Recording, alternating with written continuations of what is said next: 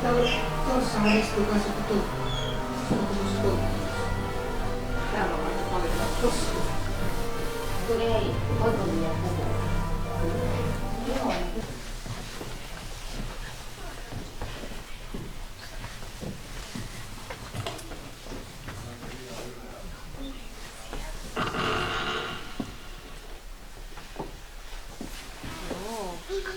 Päivää kaikille.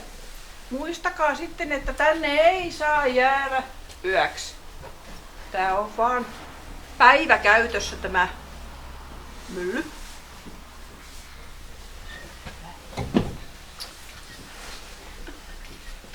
Ennen muinoin, siihen aikaan kun mummon isoisän äiti oli vielä pikkuinen tytön tyllerö, monissa taloissa asusteli haltioita. Niiden tehtävänä oli torjua vahinkoja ja tuottaa hyvää onnea isäntäväelleen. Tällaisia haltioita sanottiin tontuiksi. Eri rakennuksilla oli omat tonttunsa.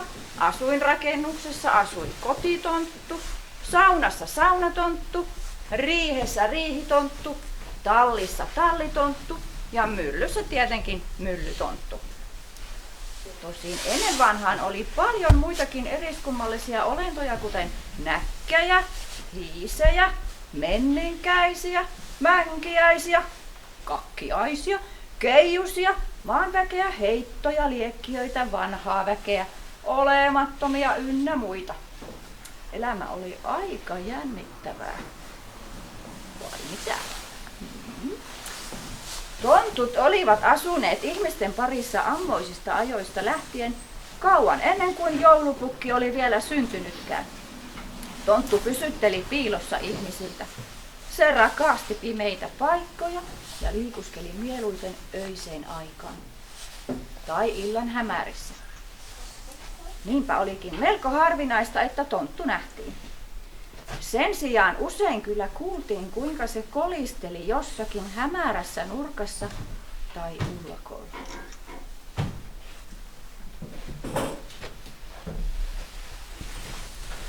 Eräässä talossa asui pelimannitonttu Laapotti Linta.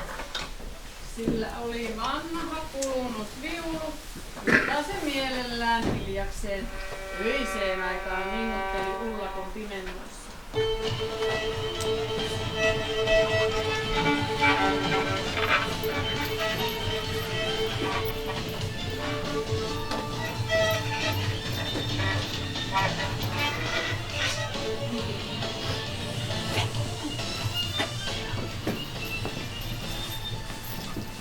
Sattuipa kerran talon heinätyöt täyden kuun aikaan. Väki oli raatanut koko raskaan päivän paahtavassa auringossa ja illan tullen kaikki vaikuivat uupuneina sikeään uneen. Kaikki paitsi talon isäntä. Isäntä oli herkkäuninen mies ja täysikuu kiusasi häntä, ja vaikka hän kuinka yritti, uni ei ottanut tullakseen. Vaan eipä isäntä ollut talossa ainoa, johon tuo suurena möllöttävä kuu vaikutti. Silmät pyöreinä ja haikeana viuluaan vingutellen tuijotti vanha pelimannitonttu puuta ullakon pienestä ikkunasta. Niin paljon se oli kuun lumoissa, ettei huomannut lainkaan soittavansa aina vain äänekkäämmin. Eikä aikaakaan, kun yksinäisen tontun vinguttelu jo kantautui valvovan isännän korviin. Isäntä kääntyi ja pyöriskeli sängyssään ja yritti peittää tyynyllä korjaan, mutta mikään ei auttanut. Soitto se vain tuntui kovenevan. Viimein isäntä hermostui ja huusi: "Oletkos hiljaa siellä, Mokomäki tonttu, kun et osaa edes soittaa? Vinkuttelet vain." En muka osaa soittaa. Kyllä minä sinulle vinguttelut näytän. Ne.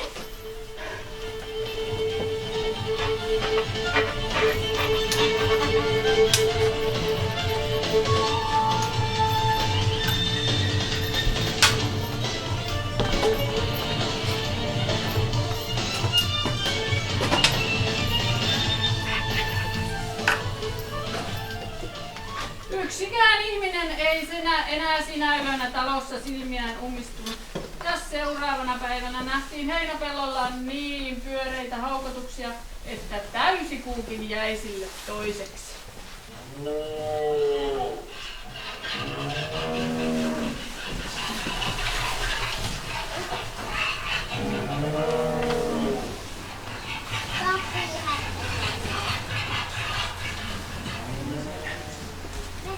Toisinaan tontut pitivät huolta talon eläimistä.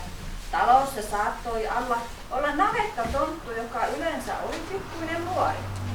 Tai sitten ukon hahmossa touhuava tallitonttu. Erässä talossa oli kerran tällainen pieneukko navetan haltijana nimeltänsä Talikko Tilda. Se oli asustellut navetan vintillä jo iät ja ajat. Uskollisesti se pesi ja harjasi talon lehmät, siisti niiden makuusia, kantoi niille heiniä syötäväksi ja puheli niille pitkinä talviöinä. Emännälle tällainen pieni apulainen oli suureksi avuksi.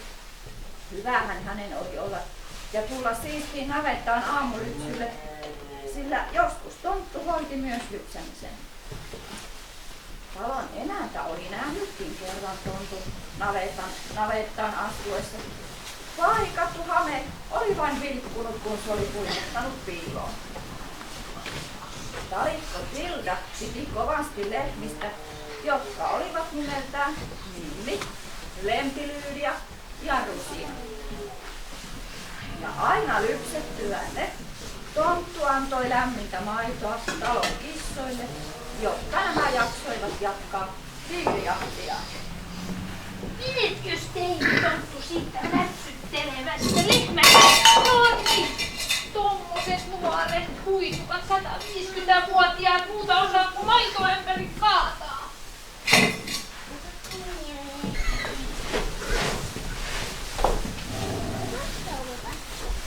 Erässä talossa oli kerran erinomaisen uuttera tallitonttu Heppa Hulda.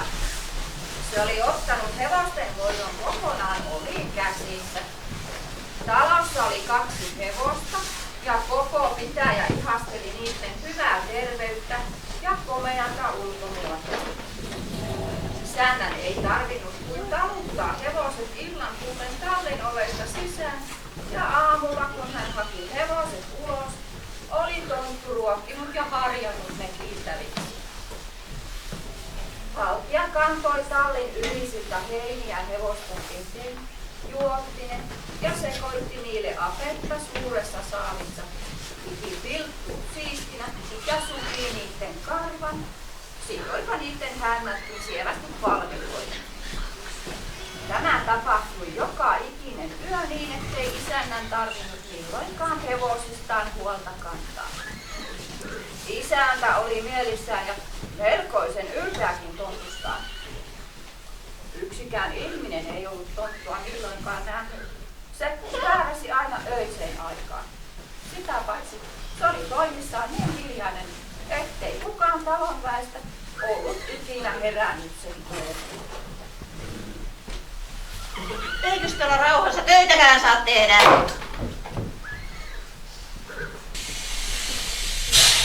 Kuuko se siellä mollottaa? Hyvä aina. Onpa kuuma. Emäntä laittoi pesuvettäkin. Naamaan en kyllä pese. Lähtee kaikki. Saravuoren noki pois. Lämmittelen sitä enemmän. Saunatonttu Löylylyyli. Löylylyylin tunsi hyvin siitä, että se oli aivan nokinen. Kenessä tommonen? Ui. Saunathan olivat ennen muinoin kaikki sisäänlämpiäviä savusaunoja. Savupiippua ei ollut lainkaan, ja niinpä saunaa lämmitettäessä kaikki savu tuli sisälle. Ei siis ollut mikään ihme, että saunan pimeässä parvessa asusteleva tonttu oli ajan mittaan muuttunut inoesta aivan mustaksi. Erään talon saunan parvessa asui tonttu nimeltä Löylylyyli. Se oli asunut samassa saunassa jo 200 vuotta ja Niinpä se oli tosi musta nenänpäätään myöten, mistä se oli saanut nimensäkin. Jeesus ei tonttua kiusannut päinvastoin halolta. Ja oli miltei kunnia-asia. Siitähän saunatonttu juuri tunnettiin.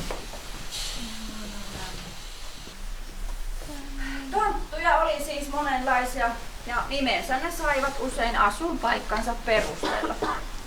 Siispä löytyi myös vinttitonttuja. Täällä sitä kutsuttiin Vinttivilmaksi.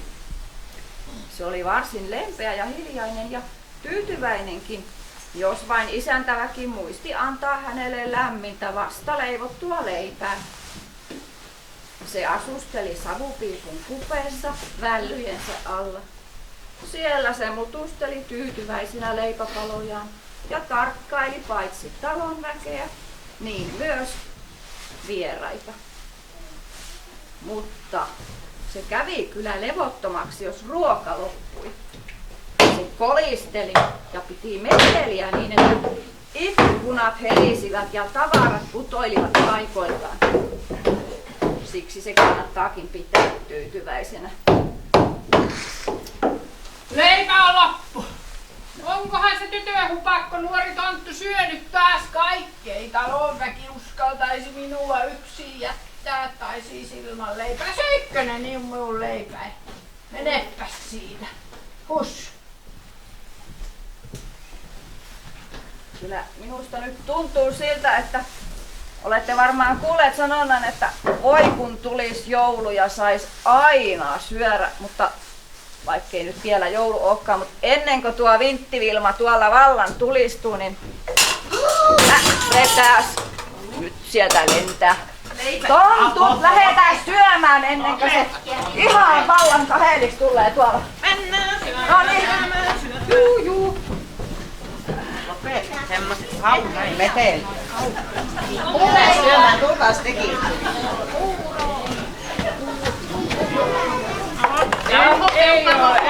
En ole. Ethän laittanut liikaa suolaa, ei kyllä maistu ainakaan. Terveellistä on. Maito. Ja maitoa.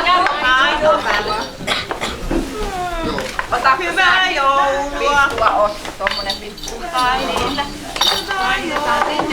Maistako vähän? Niin maa. Perusteellisen hyvä. Maito. Ja 3. Hyvää. No niin.